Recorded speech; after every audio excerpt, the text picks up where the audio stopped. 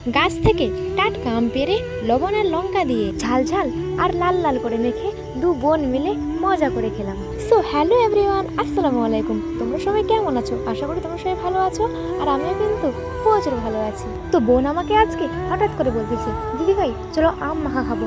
তো আমি তাকে বললাম আম মাখা করতে গেলে তো অনেক কিছুই লাগে। তো সে বললো লঙ্কার গুঁড়ো তো আছেই, তাহলে আর কি লাগবে? তখন আমি তাকে বললাম তাহলে চল আজকে আম মাখাটা করাই যাক। এরপরে দু বোন মিলে গাছ থেকে আম পেড়ে আমরা বারান্দায় বসে পড়েছি আমের খোসা ছাড়ানোর জন্য।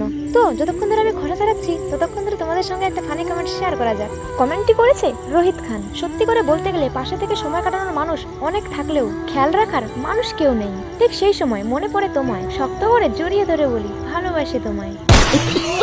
এরপরে লিখেছে তুমি আমার মুচকি হাসির কারণ, আমি চাই তোমাকে পাওয়ার পরে যেন হয় আমার মরণ।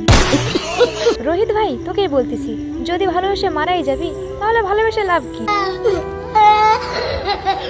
এরপরে লিখেছে এই যুগে অনেকে মারা যায় ভালোবাসার আড়ালে, মায়াবী তোমার চোখের নেশায় তুমি আমাকে জড়ালে, তুমি পড়ি তুমি উপরওয়ালার হাতে তৈরি হওয়া সুন্দর এক নারী। এরপরে লিখেছি তোমাকে ভালোবাসি ভালোবেসে যাব, তোমাকে না পাওয়া পর্যন্ত চেষ্টা করে যাব। ও তাই নাকি? এরপরে লিখেছে তোমাকে পরাবো লাল শাড়ি, তোমাকে বউ করে নিয়ে যাব আমি আমার বাড়ি।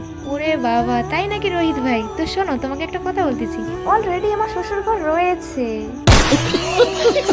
তো রোহিত ভাই তোমাকেই বলতেই শোনো, এত সুন্দর কমেন্ট করার জন্য আর কষ্ট করে কমেন্টটি লেখার জন্য তোমাকে জানাই অসংখ্য ধন্যবাদ। ও মা, কমেন্ট পড়ার তাহলে তোমাদেরকে তো এই কথাটা বলাই হয়নি। যখন আমরা আম খাচ্ছিলাম তখন আমার দিদি করছিল ভিডিও কল। তো বন্ধুরা আজকের মতো ব্লগটি এই পর্যন্তই। তো সবাই ভালো থেকো, আবারও আমি আসতেছি নেক্সট কোন ব্লগ ভিডিও নিয়ে। তো আজকের মতো এই পর্যন্তই, বাই বাই।